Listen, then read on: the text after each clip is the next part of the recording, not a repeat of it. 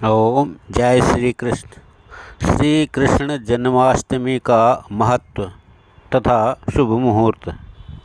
भगवान श्री कृष्ण का जन्म भाद्रपद के कृष्ण पक्ष की अष्टमी को रोहिणी नक्षत्र में होने के कारण इसको कृष्ण जन्माष्टमी कहते हैं। चूँकि भगवान श्री कृष्ण का रोहिणी नक्षत्र में जन्म हुआ था, इसलिए जन्माष्टमी के निर्धारण में रोहिणी नक्षत्र का बहुत ज़्यादा महत्व रखा जाता है। इस बार अष्टमी तिथि 25 अगस्त रविवार को रात 3:39 पर प्रारंभ होगी और 26 अगस्त सोमवार को रात 2:20 तक रहेगी और रोहिणी नक्षत्र 26 अगस्त को दिन में 3:55 से शुरू होगा।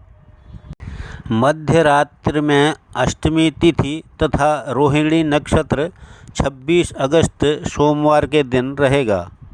इसलिए इस बार जन्माष्टमी का पर्व और व्रत 26 अगस्त को मनाना उत्तम रहेगा।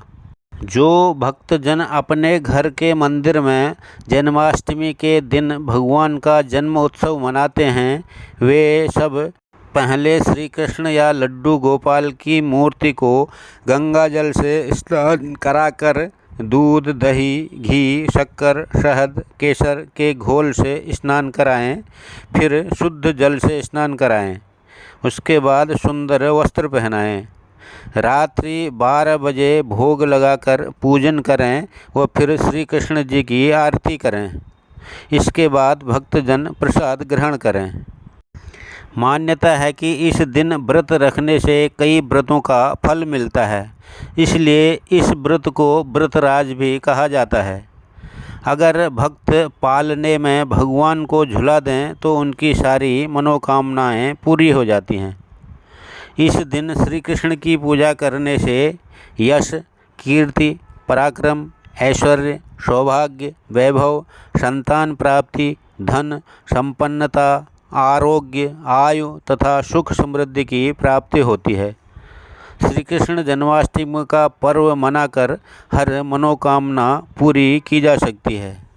भगवान श्री कृष्ण कर्मयोगी थे, इसलिए इस व्रत को करने से कर्म क्षेत्र में मनचाही ऊंचाइयां प्राप्त होती हैं।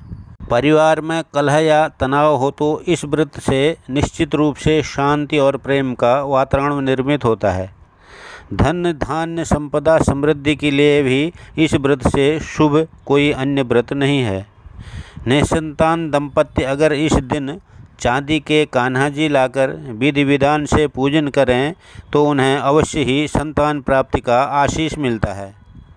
मनचाहा प्रेम, शादी और शादी के बाद पति पत्नी के रिश्तों में मधुरता के लिए भी यह व्रत सर्वश्रेष्ठ माना गया है। वैदिक काल चक्र के अनुसार इस वर्ष भगवान श्री कृष्ण का 5221वां जन्मदिन मनाया जाएगा। सबसे बड़ा जन्माष्टमी उत्सव मथुरा, वृंदावन और द्वारका में आयोजित किया जाता है।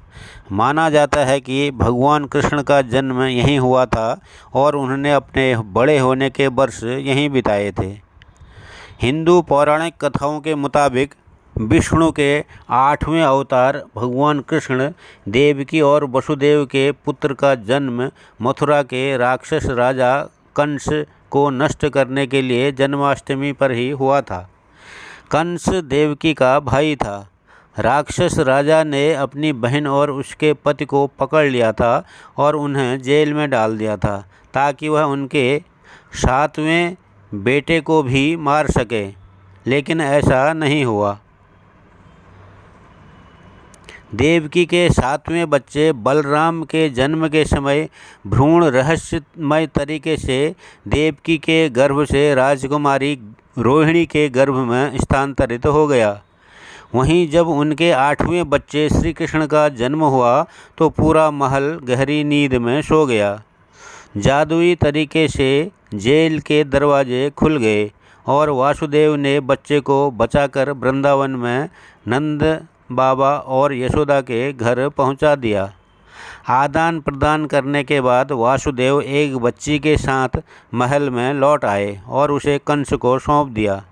जब दुष्ट राजा ने बच्ची को मारने की कोशिश की तो वह दुर्गा में बदल गई और उसे उसके विनाश के बारे में चेतावनी दी। इस तरह कृष्ण वृंदावन में बड़े हुए और बाद में अपने मामा कंस का वध किया। भगवान कृष्ण के जन्म को जन्माष्टमी के रूप में मनाया जाता है।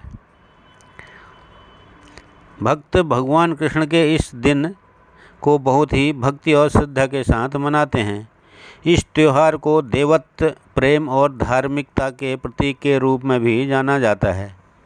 उनका जीवन और शिक्षाएं भक्तों को धर्म, धार्मिकता, कर्म और भक्ति के आधार पर जीवन जीने के लिए प्रेरित करती हैं। इस दिन किया गया जाप या कोई मंत्र अन्य त्योहारों और दिनों की अपेक्षा कई गुना ज़्यादा जल्दी सिद्ध हो जाता है और कई गुना फल अधिक देता है। स्कंद पुराण के मतानुसार जो भी व्यक्ति जानकर भी श्री कृष्ण जन्माष्टमी का व्रत नहीं करता है वह मनुष्य जंगल में सर्प और व्याघ्र होता है। ब्रह्म पुराण का कथन है कि कलयुग में भाद्रपद मास के कृष्ण पक्ष की अष्टमी में 28वें युग में देव के पुत्र श्री कृष्ण उत्पन्न हुए थे। यदि दिन या रात में कला मात्र भी रोहिणी न हो तो विशेषकर चंद्रमा से मिली हुई रात्रि में इस दिन व्रत को करें। भविष्य पुराण का वचन है कि भाद्रपद मास के शुक्ल पक्ष में कृष्ण जन्माष्टमी व्रत को जो मनुष्य नहीं करता है वह क्रूर राक्षस होता है। केवल अष्टमी तिथि में ही उपवास करना कहा गया है। यदि वही तिथि रोहिणी नक्षत्र से युक्त हो तो जयंती नाम से संबोधित की जाती है। वाहिनी पुराण का वचन है कि कृष्ण पक्ष की जन्माष्टमी में यदि एक कला भी रोहिणी नक्षत्र हो तो उसको जयंती नाम से ही संबोधित किया जाता है, अतः उसमें प्रयत्न से उपवास करना चाहिए। विष्णु रहस्यादि वचन से कृष्ण पक्ष की अष्टमी रोहिणी नक्षत्र से युक्त भाद्रपद मास में हो तो वह जयंती नाम वाली ही कही जाती है। वशिष्ठ संहिता का मत है कि यदि अष्टमी तथा रोहिणी इन दोनों का योग अहोरात्र में असंपूर्ण भी हो तो मुहूर्त मात्र में भी अहोरात्र के योग में उपवास करना चाहिए।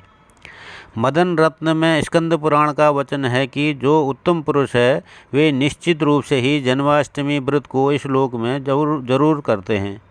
इस व्रत के करने से उनके समस्त कार्य सिद्ध हो जाते हैं। विष्णु धर्म के अनुसार आधी रात के समय रोहिणी में जब श्री कृष्णाष्टमी हो तो उसमें कृष्ण का अर्चन और पूजन करने से 3 जन्मों के पापों का नाश होता है। भृगु ने कहा है कि जन्माष्टमी, रोहिणी और शिवरात्रि ये पूर्व विद्या ही करना चाहिए तथा तिथि एवं नक्षत्र के अंत में पारण करें। इसमें केवल रोहिणी उपवास भी सिद्ध है। श्री कृष्ण जन्माष्टमी की सभी को हार्दिक शुभकामनाएं। जय श्री कृष्ण।